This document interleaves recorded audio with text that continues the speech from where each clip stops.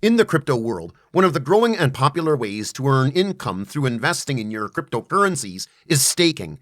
And like all crypto investments, staking comes with its rewards and a fair share of associated risks. But the beauty of staking is that it allows crypto investors to secure their assets and still make money with them without having to sell them. Welcome to our channel, and thanks for joining us in today's video, where we will look at how staking in crypto works and the rewards and potential risks you should be prepared for. The easiest way to know about staking in crypto is to liken it to a bank setting, a more relatable setting. In the financial industry, especially banks, there are savings accounts, high-yield accounts specifically, where you can deposit your funds and make lots of money from them. Let's say you deposit $1,000. After a while, you will earn about $50 additional. Pretty amazing, right? But that's as good as it gets with banks. Staking in crypto is almost comparable, but the returns are not just 10 or 20%. They go even higher than 100%. You can stake $1,000 in crypto and make $3,000. That's 200% more. But where do the interests come from? The additional money to the original deposits. In the traditional banking system, the bank will lend your money to others, and when they pay back interest, you get your share. The same thing happens in the crypto world. Your staked crypto is lent to others. They pay interest, and you get your cut. While the returns in banks are very low, the returns in crypto are higher. And if it makes you feel any good, the crypto you staked will be used to maintain the blockchain and its security. In the crypto world, staking has overtaken trading as the most popular way of making investment profits. But how does it work? How can one stake their crypto, and how can they know how much they are to expect? Let's find out. In crypto, the only way staking is possible is through the proof-of-stake consensus mechanism, which you can learn more about if you watch our animated video on what proof-of-stake is. The proof-of-stake mechanism is a unique way for some specific kind of blockchain to pick out participants who are honest and can verify new blocks before they are added to the blockchain. I believe you know how blockchain works. Well, if you don't, you can watch our video on what is a blockchain and how it works to know more about the inner workings of the blockchain.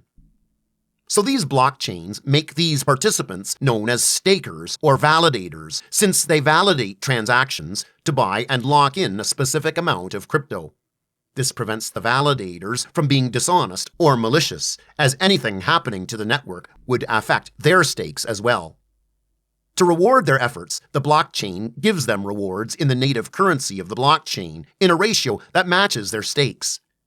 It's simple logic in a lottery that when your stakes are high, your rewards are also high. It is the same with staking in crypto. When validators stake higher amounts of crypto, their chances of being selected to verify or validate new blockchains are increased. This also means their chances of receiving bigger rewards are increased too. In crypto staking, the stake doesn't necessarily have to be one person's crypto assets. In most cases, validators run their stake pools to raise funds from a group of asset holders and act as their delegates, that is, on behalf of them. This makes it possible for anyone who has crypto to partake in staking. For example, a blockchain's minimum requirement to become a validator is to stake crypto worth over $50,000. As an example, some might be less. Some might be more.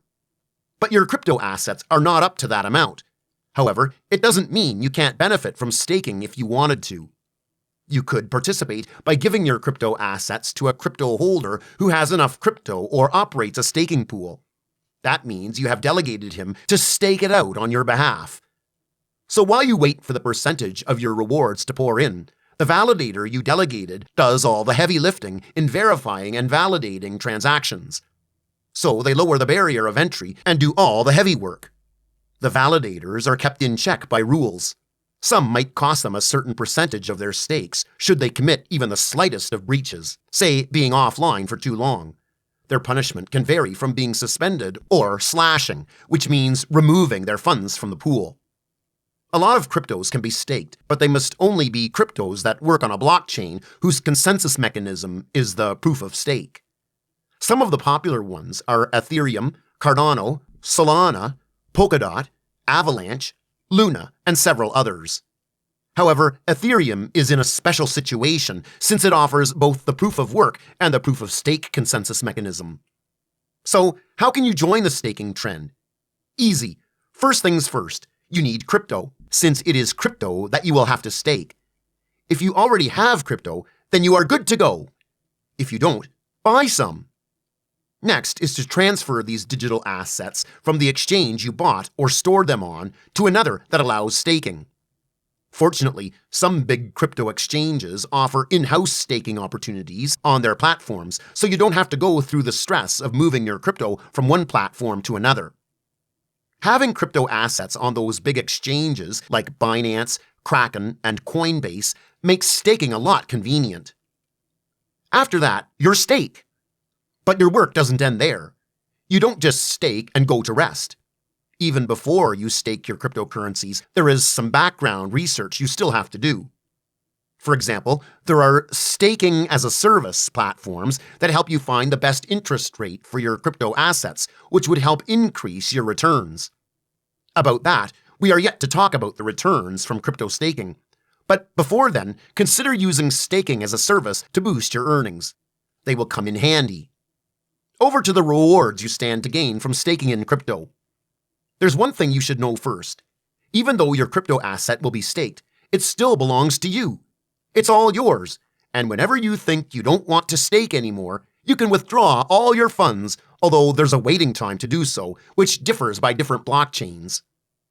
Secondly, if you think you have the finances, strength, and technical know-how to become a validator, nothing is stopping you.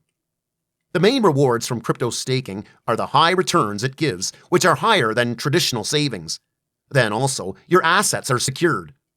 But there are risks too, and you should know about them as well. The first on the list, and the biggest you should be worried about, is market risk. It occurs when there is an adverse price movement in the crypto assets you are staking. For example, your returns are pegged at 20% of your staked crypto, but because of adverse price movement, the value of the crypto dropped, say by 50%. Mathematically, you are running at a loss. This is why the percentage of returns shouldn't be the only criteria for choosing a blockchain to stake in. The next is liquidity risk. The illiquidity of your crypto assets is a risk factor you should know and understand. For instance, if you are staking a small cap altcoin that has no liquidity on crypto exchanges, selling them or converting them to other cryptocurrencies or stablecoins becomes difficult. To avoid this risk, stake in assets that are liquid and have very high trading volumes. Another risk to consider is the lockup duration and rewards duration. For lockup duration, if it's not up to the stated time for your assets to be unlocked and there is a fall in the value of your asset, your returns for the whole of the staking period are reduced. Same thing with rewards duration, where your rewards are kept for a particular duration of time, preventing you from restaking or even making other crypto investments. You avoid these two kinds of risk, stake your assets without a lockup period, and one that pays you daily for staking your rewards. That way, if the market is unfavorable, you pull out, and if your returns are substantial enough, you can make another investment. Another risk to consider is validator costs. You can encounter this whether you are the validator or you use a third party to stake your assets.